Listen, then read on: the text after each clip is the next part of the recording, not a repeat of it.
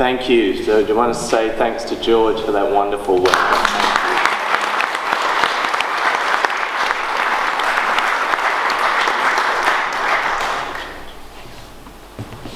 What a beautiful start to the day.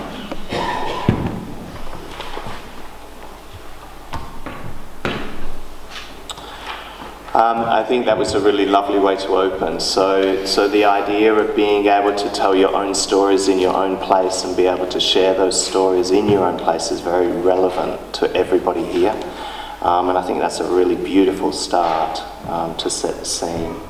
Our next speaker is Marty Cunningham, who is from the Department of Culture and the Arts. He's the Manager of Research, Policy and Evaluation. He's worked extensively in the arts and cultural sector for over 25 years. How did that happen to us, Marty? And has a broad range of professional experience in the research and public policy realm of state and local government. And he's going to set the scene this morning with some of the important research that DCA has been working on. Thank you, Marty.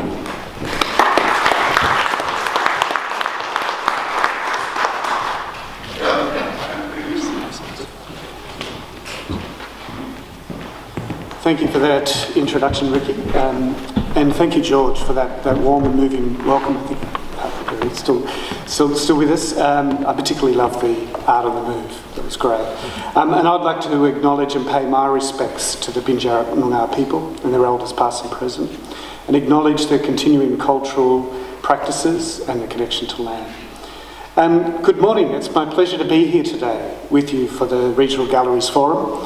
I'd like to thank our hosts, Out on the Move, for their leadership in organising the event today, and also like to thank the Mandurah Performing Arts Centre, City of Mandurah, for their support to hold the event in such a beautiful setting, and hopefully the clouds will clear a bit later for the sundown.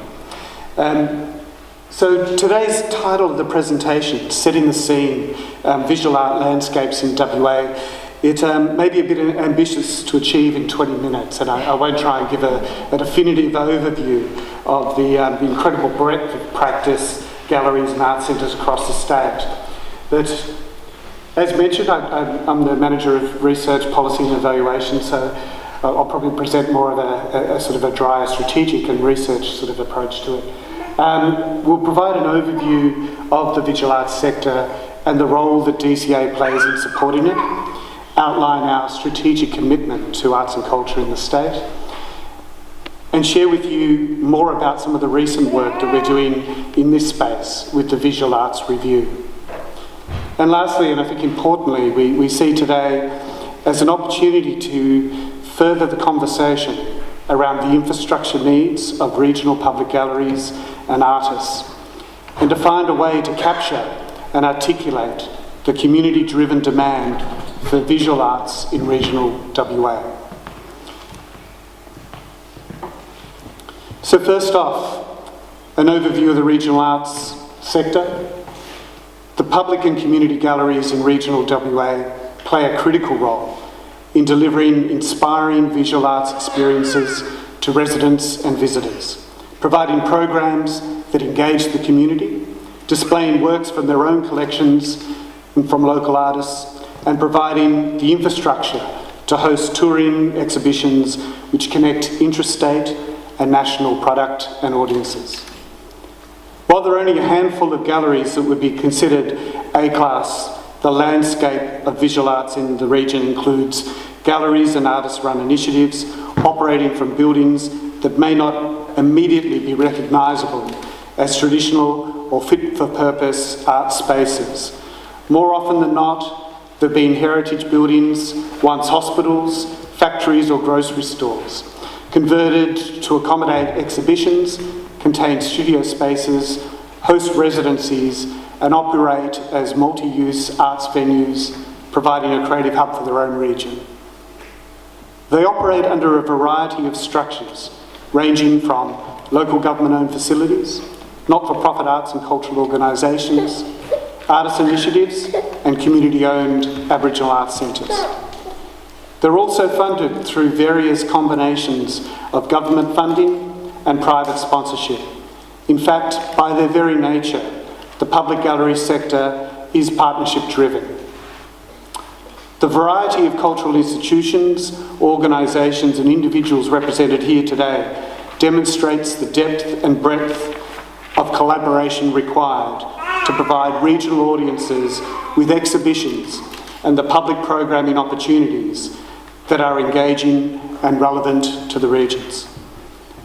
Public and community galleries in regional WA face a unique set of challenges, including the vast geography and uneven demographics of the state, the financial limits of state and local government to support existing services and infrastructure, and the lack of alignment of services and infrastructure between state and local government policy and planning. But alongside these challenges, there is significant opportunity and assets, valuable and unique collections with some of the state's and the nation's best artworks, dedicated volunteers, stunning locations, and strong local knowledge.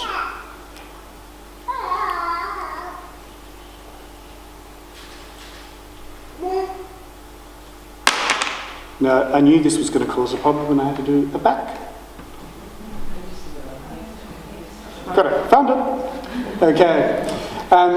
So I'll give a quick overview of DCA support. So DCA provides support to regional arts and cultural activities and organisations through a number of avenues. The government's $24 million investment through the Royalties for Regions Creative Regions program is one of the largest investments in regional arts and culture made by a state government in recent years. In addition to the $5.7 million funding provided through Country Arts WA, the Creative Regions program this year has seen just over $2 million in grants to upgrade 13 performing arts venues in regional WA and $629,000 in funding to 19 Aboriginal arts centres to improve and maintain the long-term viability of the centres. The program has also provided ongoing support to Circuit West for regional programming and business development and the establishment of a regional remote touring fund, which has so far funded just under $1 million in funding for 12 tours across all regions of Western Australia. The program is delivered through an MOU between DCA and the Department of Regional Development. It provides a wider range of policy responses to strengthen the support for arts and cultural activity in regional Western Australia. The state also provides library and museum services through the operations of Kalgoorlie, Albany and Geraldton museums, along with the recently announced Bunbury Museum into the future. Support from the State Library of Western Australia for regional library services. One outcome of the recent agency expenditure review was that funding to the state's only regional A-class galleries in Geraldton and Bunbury will now be contracted directly between DCA and the local government authorities, City of Geraldton, Greater Geraldton, and the City of Bunbury. This will mean these galleries, under the leadership of local government, will need to stay competitive and meet funding conditions, but it will also give the community a much more direct involvement and responsibility in the programming and running of these galleries.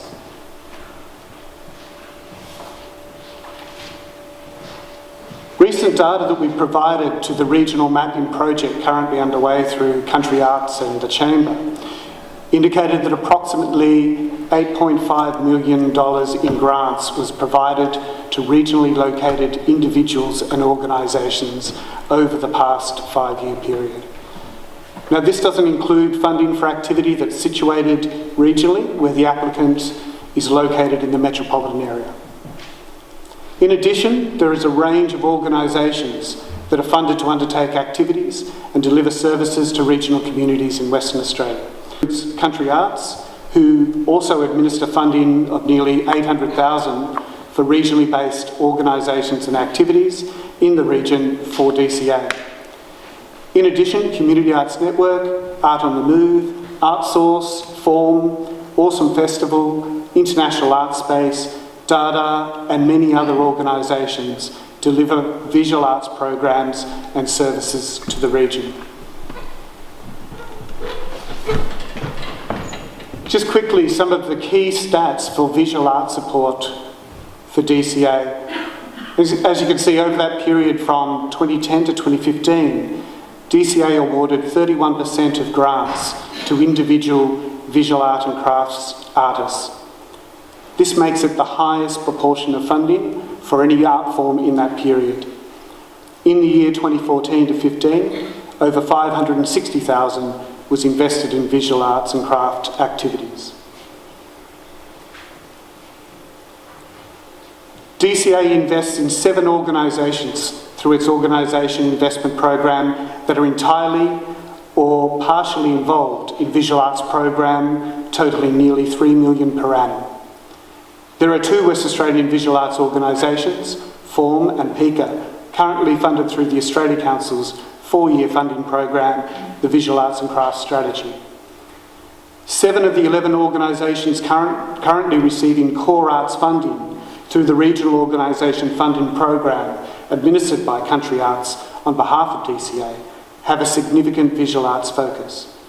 These organisations receive around $360,000 in funding, comprising their core program funding and royalties for Creative Region program funding.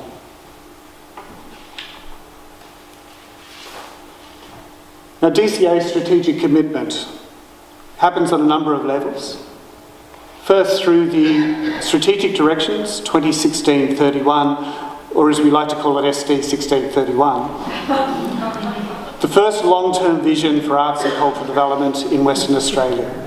And this presents a roadmap for the future that will help ensure our ambitions for the sector are realised through a unified approach by government, the community and private enterprise. One of the key goals is that West Australians will have equitable access to high quality arts and cultural experiences wherever they live in the state. Now, achieving this goal will require working in partnership with local government, the business sector and the community. In recognition of this, programs such as the state government's $24 million investment in regional cultural and arts is beginning to lay the foundation required to provide for this eventuality. SD 1631 gives us a clear picture of the strengths we need to build on and the challenges we need to address in order to achieve our goals. Some of the key commitments. SD 1631 envisages by 2021 to have achieved a joint state and local government accord for delivery and management of cultural infrastructure, investigated the use of vacant buildings and spaces held by government to be used as creative art spaces, and developed local government cultural plans to drive best practice and better leverage arts and cultural spend across the state. Now, direct actions proposed for DCA and the whole of government include development of policies for regional and outer metropolitan arts, identifying the needs of the public gallery sector in regional WA, providing a case for future investment and mapping the facilities and support required for high quality touring exhibitions. On another strategic level, the DCA strategic plan, which articulates DCA's role, vision, values and key priorities, guides the development of DCA in achieving some of these broader goals as outlined in SD 1631. In DCA's strategic plan, released earlier this year, we made a commitment to undertake a series of reviews to support the long-term sustainability of the visual arts, writing and theatre sectors in WA. DCA commenced the visual arts sector review with the release of the discussion paper, Present State. The visual arts sector review is intended to provide DCA with an indication of the current status of the visual arts sector, an understanding of what the sector requires to ensure its sustainability into the future. Present State is based on research data from national and international sources, as well as consultation with artists and gallery owners in WA. The report had a large team of contributors and was peer-reviewed by leading arts and cultural leaders. This is the first stage of the visual arts sector review for DCA, and this will provide us with a greater understanding of what the sector requires to ensure its sustainability, identify areas of concern of the sector, and develop strategies to address these issues. In August and September, DCA invited members of the visual arts sector to respond to a survey questionnaire on issues presented in the discussion paper. Survey results will assist DCA with policy development to support the sustainability and future direction of visual arts in WA.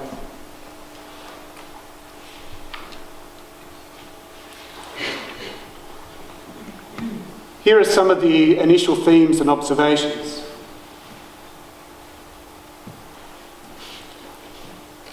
An economic and social impact study of the visual arts sector in regional WA is required to identify infrastructure needs for people, buildings and technology. Galleries that need to be adaptable, supported, develop partnerships and be connected interstate and internationally. Promoting the value of visual arts to society and to show how the arts enriches our lives.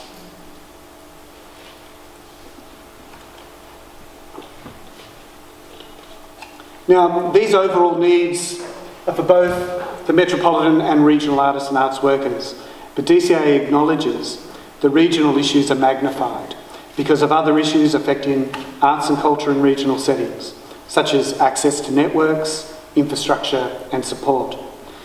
Now, from today until next Friday, the 11th of November, DCA would like to provide participants of this forum today the opportunity to provide feedback with a particular focus on issues that may arise from the conversations today, to be able to suggest potential way forwards for a gallery network in Western Australia. Now, I'll provide details of the link to our website where you can read the full discussion paper and provide your input to the survey. And I'll provide that information at the end of the presentation. And this survey, it's a valuable opportunity to provide your perspective, insights and opinions on the challenges and issues facing the sector and contribute to solutions for the benefit of the sector. And the feedback received will assist DCA with policy development to support the sustainability and future direction of the visual arts in Western Australia. So this really brings us to the end, and I think the most important part around the purpose of today's forum. We see this as not only an opportunity to network and give voice to a vision for the sector, but it may in the long run be the start of an ongoing conversation between regional galleries, artists, their communities and their sponsors, with the potential to have a positive impact on the future development of the visual arts in Western Australia by informing, planning and investment. Unlike other states, WA does not have a regional or public gallery association to help identify opportunities that could progress the sector, priorities through direct advocacy. Today's forum will discuss if WA needs an organisation or network like other states, or if there are more suitable models. Later this morning, an example of a good practice model from Guy Boyce, the chair of Circuit West, when he will speak to you about the development of Circuit West from an informal network of regional performing arts venues to the organisation that it is today.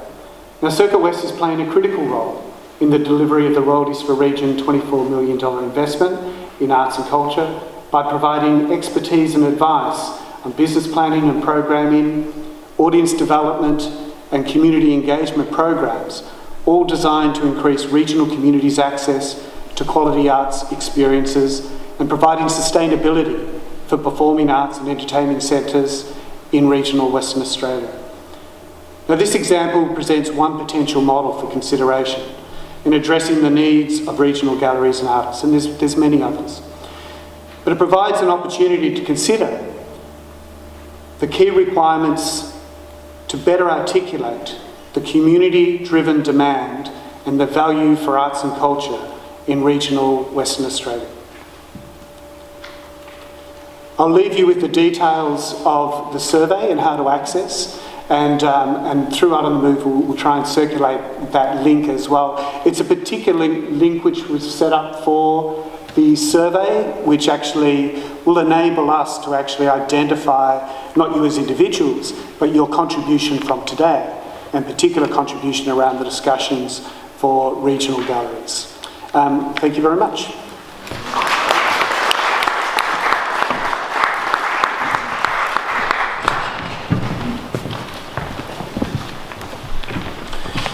Thank you very much, Marty. We're going to